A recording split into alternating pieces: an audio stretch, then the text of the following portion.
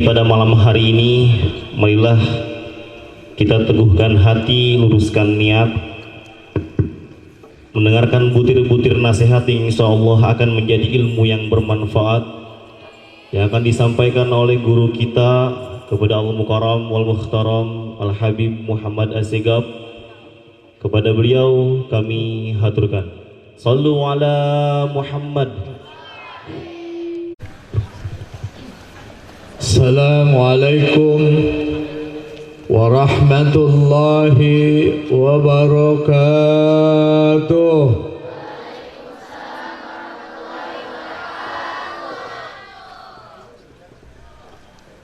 Masih pada lemes ya? Udah malam belum? Belum ya, masih sore. Jangan lemes. Kita harus semangat.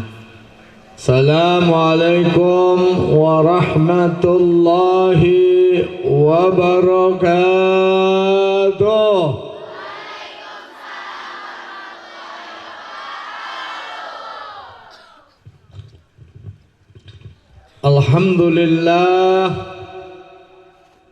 Alhamdulillahil kawi sultanuh al-wadihi burhanuh al-mabsuti fil wujudi karamuhu wa ihsanuh. Ashhadu an la ilaha illallah wahdahu la sharika lah wa ashhadu anna sayyidana Muhammadan abduhu wa rasuluh la nabiyya ba'dah. Allahumma salli ala sayyidina Muhammadin. Lemas amat. Allahumma salli ala sayyidina Muhammadin wa ala ali sayyidina Muhammad. A'udzu billahi minasy syaithanir rajim. Bismillahirrahmanirrahim. Laqad kana lakum fi rasulillahi uswatun hasanah. Enggak ada nih. Pada ngantuk. Laqad kana lakum fi rasulillahi uswatun hasanah. Lumayan. Liman kana yarjullaha wal yawmal akhir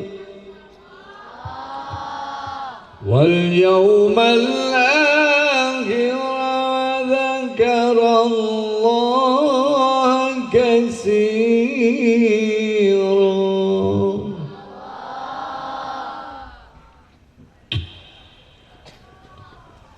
Hadratil mukarramin, para alim ulama, para kiai, para asatiz, para huzzaz, para sesepuh masyarakat, bil khusus guru kita yaitu Ki Haji Sadri yang sama kita hormati, mudah-mudahan dimuliakan oleh Allah Subhanahu wa taala, dipanjangkan umurnya, dimurahkan rezekinya, dan dikabulkan segala hajatnya. Juga yang sama kita hormati qori kita, yang baru saja membacakan Quran kepada kita. Siapa namanya? Syekh Rajib. Yang mudah-mudahan Allah panjangkan umurnya, Allah kuatkan iman Islamnya, dan Allah selalu jaga kesehatannya. Juga para santriwan santriwati yang hadir pada malam hari ini, insya Allah hadirnya kita di tempat ini mendapatkan keberkahan dari Allah Subhanahu wa ta'ala. Juga yang sama kita hormati guru kita, yaitu teman Habib. Ini Al-Habib siapa? Al-Habib Idrus Al-Idrus, sahib Habib, tapi Habib lupa. Yang sama kita hormati, mudah-mudahan diangkat derajatnya oleh Allah Subhanahu wa ta'ala, dimurahkan rezekinya, dan selalu mendapatkan ridha dari Allah Subhanahu wa ta'ala. Amin ya rabbal alamin. Hadirin rahimakumullah,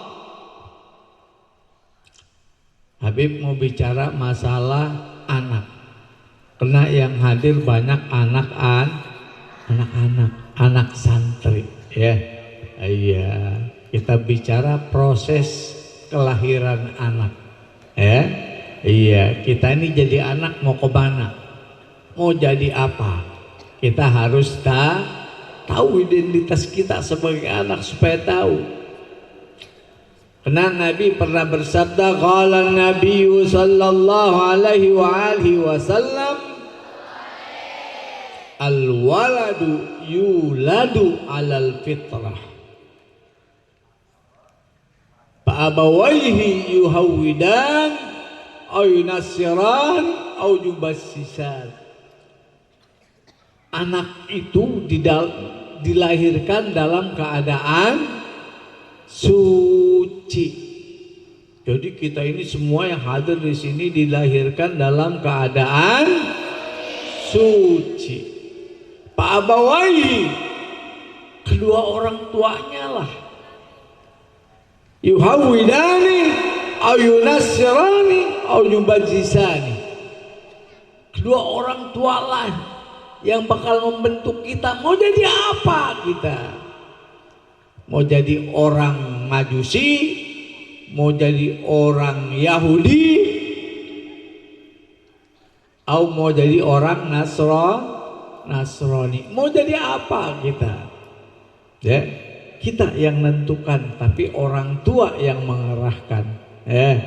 Makanya di sini Habib mau kasih tahu bahwa orang tua ini sangat berfungsi untuk menentukan kita, menentukan masa depan kita, ya. Masa depan ada di tangan kita, dan juga ada di tangan semangatnya orang tua. Tanpa orang tua kita nggak jadi apa-apa, betul. Orang tua ini sangat berfungsi menentukan kita. Mau jadi apa? Ada di tangan orang tua. Mau jadi polisi, jadi. Mau jadi ulama, jadi. Mau jadi apapun kita ditentukan oleh orang tua, dan juga didukung oleh semangat kita. Masya Allah, ini kita semua nih masih bahan semua, ya, masih bahan semua untuk masa depan ditentukan oleh kita. Masya Allah, makanya semangatlah kita dalam belajar. Jangan kita belajar tapi nggak semangat, nggak punya kemauan. Nggak punya kemauan. Setinggi apapun cita-cita kita, kalau nggak ada semangatnya nggak bisa, ya. Apa yang bikin kita semangat? Pertama, orang tua. Doa orang tua. Hati-hati. Hati-hati sama orang tua. Ridallah fi ridhan walidin wa suhtullah fi suhtin walidin. Ridhonya Allah tergantung ridhonya orang, murkanya Allah tergantung murkanya orang tua. Hati-hati dengan orang tua, ya. Hati-hati, jaga hubungan kita dengan orang tua kita. Jangan suka ngebohongin orang tua, jangan suka melawan orang tua, ya. Apalagi sampai memukul orang tua. Hati-hati, karena doa orang tua langsung dikabul oleh Allah Subhanahu wa ta'ala. Dikabul. Begitu orang tua angkat tangan berdoa kepada Allah, meminta kepada Allah, apa yang dipinta orang tua itu dikabul oleh Allah Subhanahu wa ta'ala. Makanya hati-hati dengan orang tua kita. Berhasil atau tidaknya kita tergantung dukungan orang tua. Betul, betul. Makanya jangan ngelawan sama orang tua, ya. Apalagi sampai bicara keras sama orang tua kayak musuh. Ditegur melawan, ditegur gak jawab. Jangan. Hati-hati, hati-hati, ya. Hati-hati.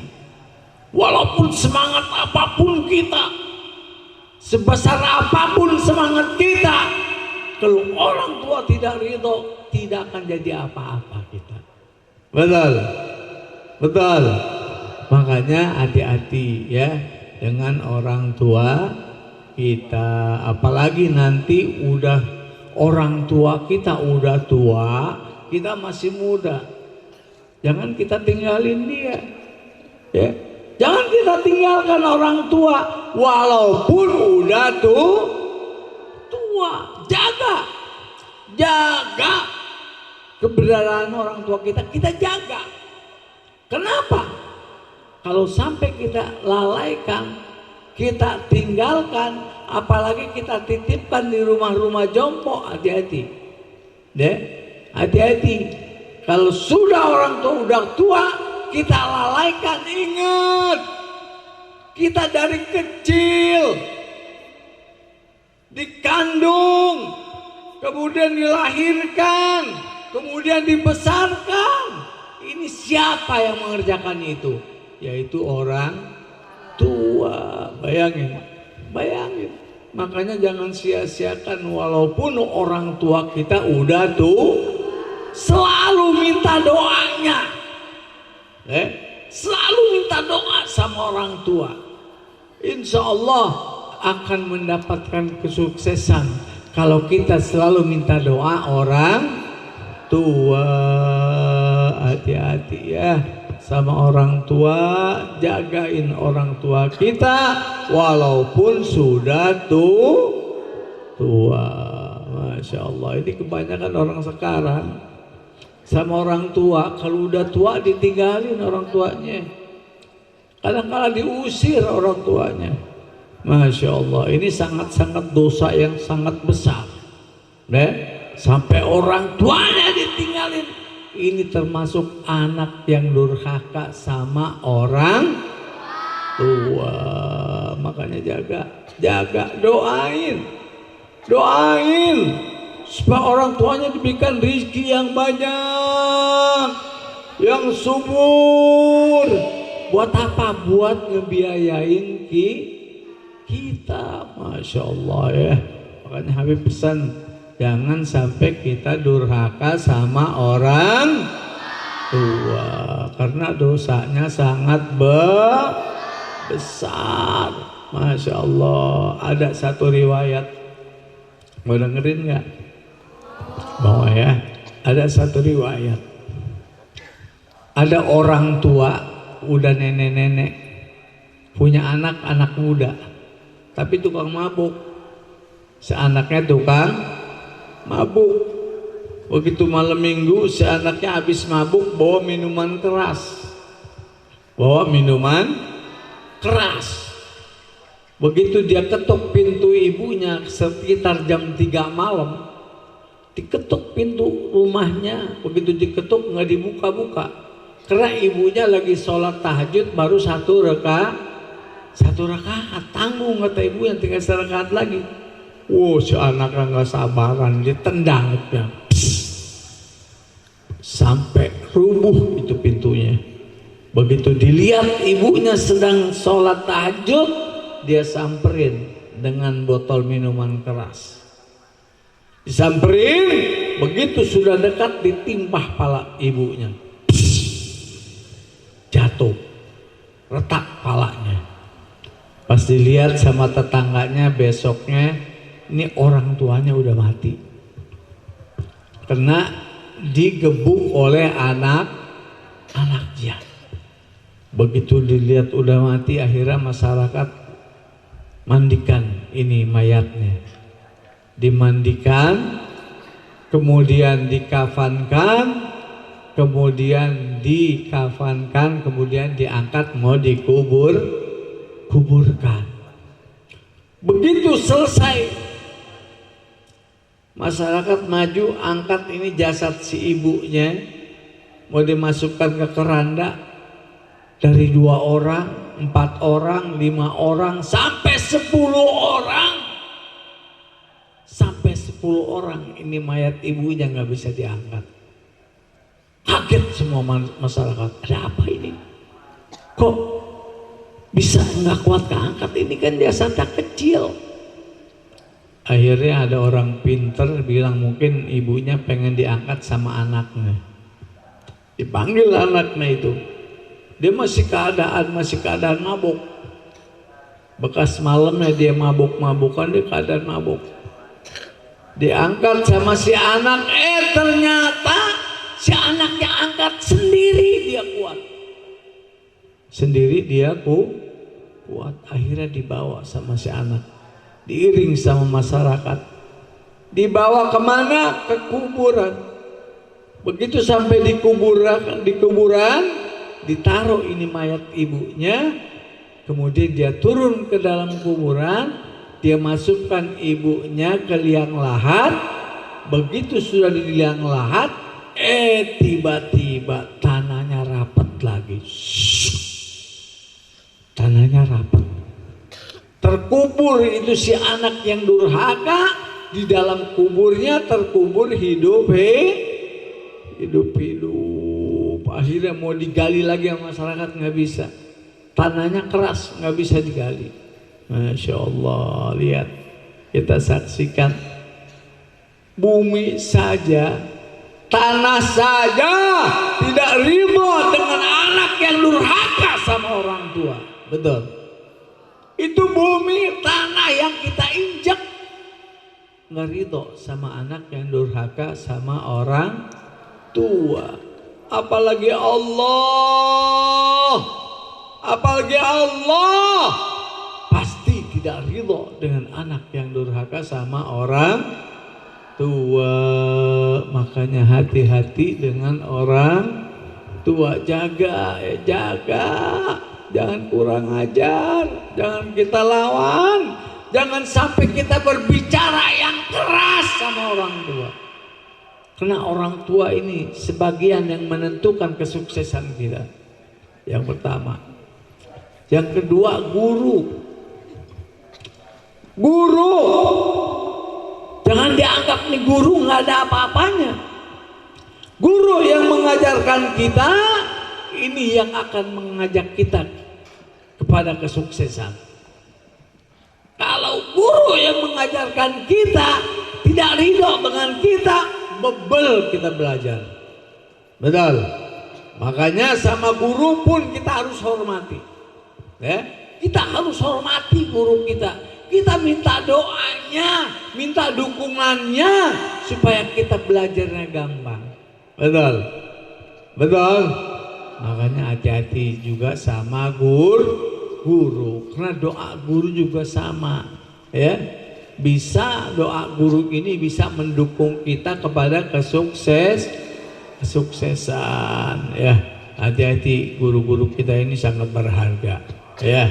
Iya, makanya hormati guru kita. Insya Allah kita belajar di madrasah ini akan mendapatkan kesuksesan dari Allah Subhanahu wa ta'ala. Masya Allah. Makanya Nabi kasih tahu kita, innama bu'istu liutammima makarimal akhlaq. Tuh, innama bu'istu liutammima makarimal akhlaq. Nabi ini diutus oleh Allah untuk menyempurnakan akhlak. Kok kenapa Nabi dikirim oleh Allah untuk menyempurnakan akhlak? Karena akhlak manusia udah banyak yang rusak. Iya, betul nggak? Jangan anak-anak yang di jalan, anak-anak yang liar, perempuan-perempuan yang liar yang di jalan udah pasti rusaknya. Kita lihat santri-santri pun banyak yang nggak bisa menjaga harga diri. Ada yang gitu, ada. Oh, ada kan? Iya, hati-hati. Kita punya harga diri, kita punya akhlak. Jangan samakan dengan mereka-mereka yang di jalan. Jaga akhlak kita. Masya Allah. Apalagi yang punya HP, wah, bikin rusak. Punya HP enggak? Pada pegang HP enggak? Enggak satu kali ya. Hati-hati, HP ini perangkap Yahudi. Orang Yahudi dari dulu mencari cara bagaimana untuk menghancurkan Islam. Sampai Allah berfirman 1500 tahun yang lalu, berfirman, A'udzubillahi minasyaitonir rajim. Bismillahirrahmanirrahim. Yuriduna liyutfi'u nurallah biafwahihim.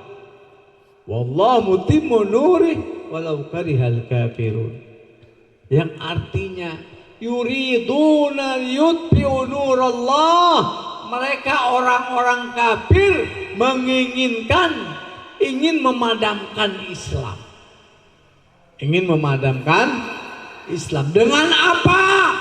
Biafwahihim, dengan mulut-mulut mereka. Ternyata mulut-mulut Yahudi adalah TV media, yaitu TV dan HP. TV dan HP, hati-hati itu. Masya Allah. Hati-hati, apalagi kita pesantren, jangan, jaga. Ini cara orang Yahudi, cara orang kafir buat menghancurkan Islam. Lihat saudara-saudara kita yang bebas main HP. Oh, udah kayak apa akhlaknya? Bebas bergaul, bebas main laki-laki semaunya, dengan HP dia main.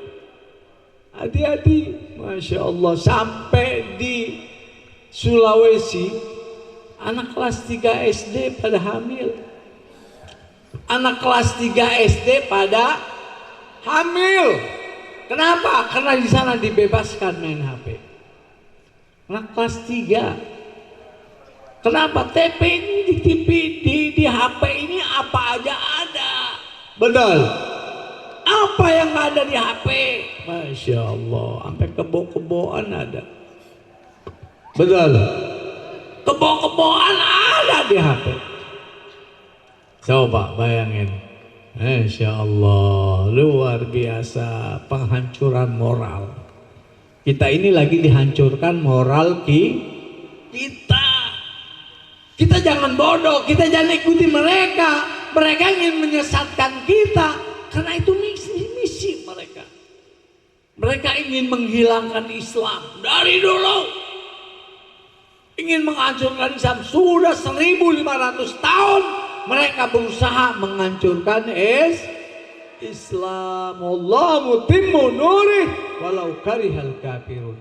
Tapi Allah akan tetap memenangkan umat Islam, dipertahankan oleh Allah. Walaupun mereka tidak suka, tetap dibela oleh Allah Subhanahu wa ta'ala. Makanya kita yang udah tahu ya, apalagi zaman sekarang nih, waduh, udah luar biasa ini sekarang ya. Penghancurannya udah luar biasa. Udah jelas-jelasan. Mereka sekarang menghancurkan umat Islam udah jelas-jelasan. Betul. Udah diperlihatkan. Betul. Udah diperlihatkan. Bagaimana cara menghancurkan masjid? Bagaimana cara menghancurkan musola? Udah diperlihatkan, Mas. Bencian mereka udah diperlihatkan sama kita sekarang. Tinggal kita umat Islamnya tanggung jawab apa tidak. Ini kita lagi dihancurkan, Masya Allah. Ekonomi kita hancur, pendidikan kita hancur, betul.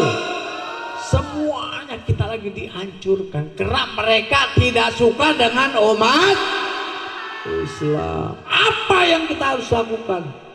Habib maka setuju nih dengan Braja Musti. Kenapa? Dengan persatuan kita akan meraih kemenangan. Kalau kita ingin menang, bersatu.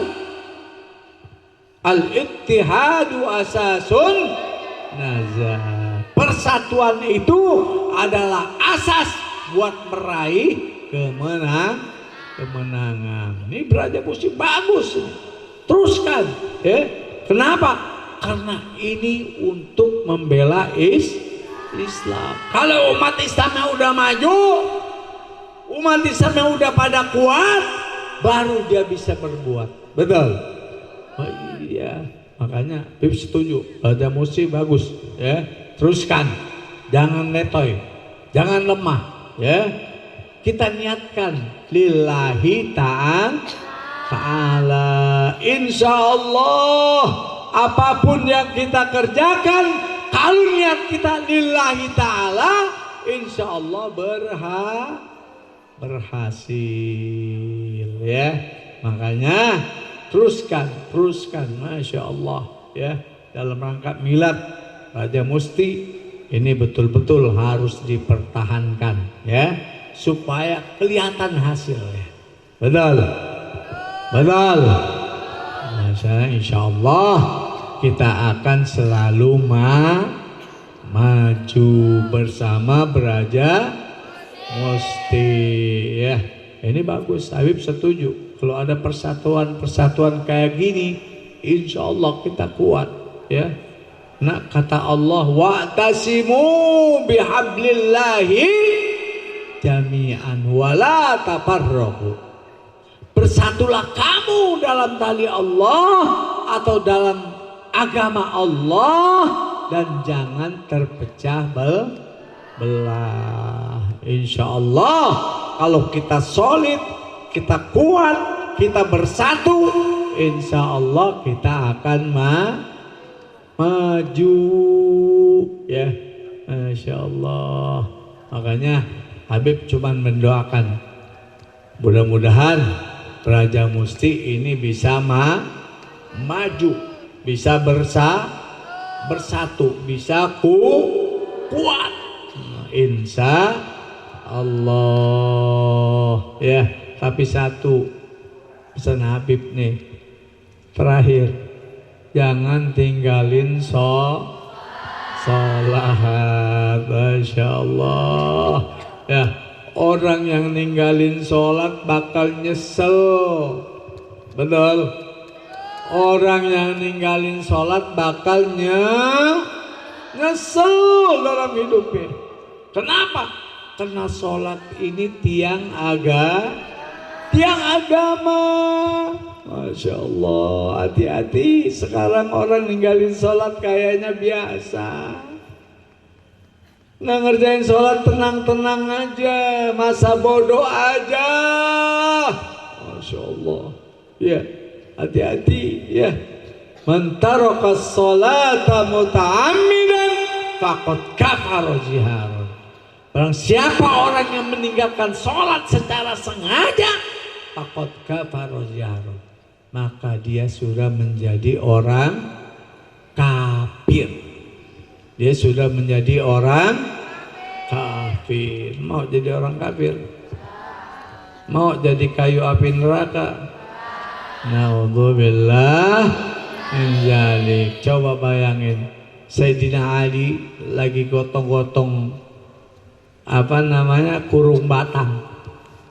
Udah gitu lagi digotong-gotong, ini kurung batangnya ada yang ngamuk-ngamuk. Dianggapnya sama yang ngegotong ini, dianggapnya ini orangnya hidup lagi. Buru-buru diturunin, hidup lagi gitu. Bas begitu dibuka sama Sayyidina Ali, kain kafannya dibuka, begitu dibuka dilihat apa? Ada ular lagi ngegigitin si mayat. Lagi digigitin sama ular ini. Si mayat ini dimakan matanya, dimakan hidungnya, dimakan kupingnya, semuanya, kepalanya dimakan sama si mayat ini. Sayyidina Ali ngambil kayu, mau digebuk nih ular. Begitu mau digebuk, ular berdiri. Si ular berdiri. Nggak taunya bisa ngomong. Ularnya bisa ngomong. Apa kata si ular? Ya Ali, kau mau apakan aku? Kata si ular, kenapa? Kau siksa ini orang masih di dunia, belum di akhirat, kenapa kau udah siksa? Apa kata si ular? Ya Ali, aku lakukan ini karena aku diperintah oleh Allah Subhanahu. Aku diperintah untuk nyiksa dia masih di dunia. Di dunia saja udah disiksa. Masya Allah. Apalagi di akhirat. Masya Allah. Makanya buru-buru dikuburkan ini si mayat ya. Dikuburkan ini si mayat, ditanya sama Sayyidina Ali, ya ular, kenapa kau siksa dia? Kenapa kau siksa dia sampai seperti itu? Apa kata ular? Ya Ali, ini jasad orang nggak pernah sembahyang, nggak pernah sembahyang. Masya Allah, pantesan ya, masih di dunia saja sudah disiksa, apalagi di akhirat. Kenapa? Karena dia tidak sholat. Tuh, masih di dunia. Orang nggak sholat masih di dunia sudah disiksa. Apalagi waktu itu terjadi, waktu Habib ada umroh di Mekah, itu kuburan begitu digali ada ular yang nungguin di situ. Ada ular yang nungguin. Kata tukang gali kubur, oh, kita pindah. Dia pindah, begitu pindah ada lagi. Pindah lagi, ada lagi. Itu ada ular yang gede nungguin di kuburan itu. Berapa kali pindah, akhirnya tukang gali kuburan kecapean. Udahlah, kita biarin aja dah. Kita cari tempat yang lain. Begitu tempat yang lain juga, begitu juga. Akhirnya ditanya nih, karena dia orang Indonesia, ditanya, Bapak dari mana? Dari Indonesia. Ini orang dosanya apa? Kok begitu digali kubur ada ular, digali kubur ada ular, digali kubur ada ular, ada apa ini? Si orang Indonesia itu nggak jawab. Maaf Pak, orang ini waktu hidupnya nggak pernah sholat. Masya Allah, nggak pernah sholat. Masya Allah. Pantes Rasulullah waktu Isra Mi'raj dia liwat neraka sakor pada teriak semua. Yang di dalam neraka sakor semua teriak, ya Rasulullah, tolong kami ya Rasulullah. Pada teriak di neraka sakor.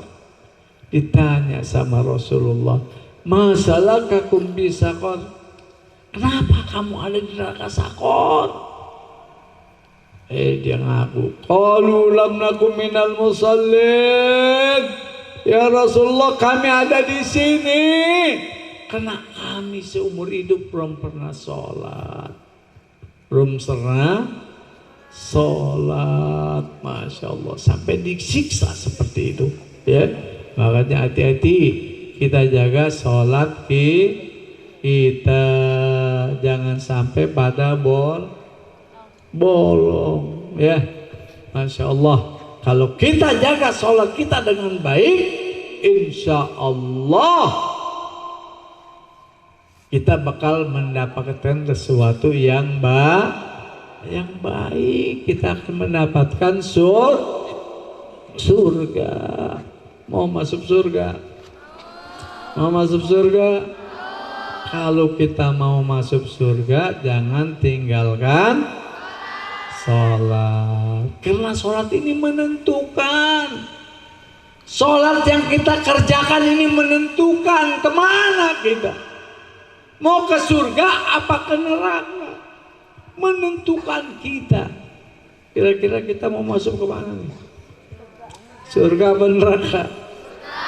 Surga, insya Allah. Tapi kalau seandainya kita menjaga sholat kita, insya Allah kita bakal masuk surga. Tapi kalau kita melalaikan sholat kita, pasti kita masuk neraka.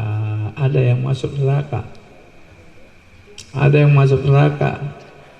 Alhamdulillah enggak ada. Insya Allah kalau kita jaga sholat kita, insya Allah kita akan masuk surga. Mudah-mudahan santri yang ada di sekolah sini semuanya masuk surga. Semuanya dilindungi oleh Allah Subhanahu wa taala. Semuanya diampuni dosa-dosanya oleh Allah Subhanahu wa taala dan diterima amal ibadahnya oleh Allah Subhanahu wa taala. Amin ya rabbal alamin. Mungkin cukup dari Habib, kurang lebihnya mohon maaf. Allahumma waffiq ila aqwamit thariq wa lafu minkum. Assalamualaikum warahmatullahi wabarakatuh.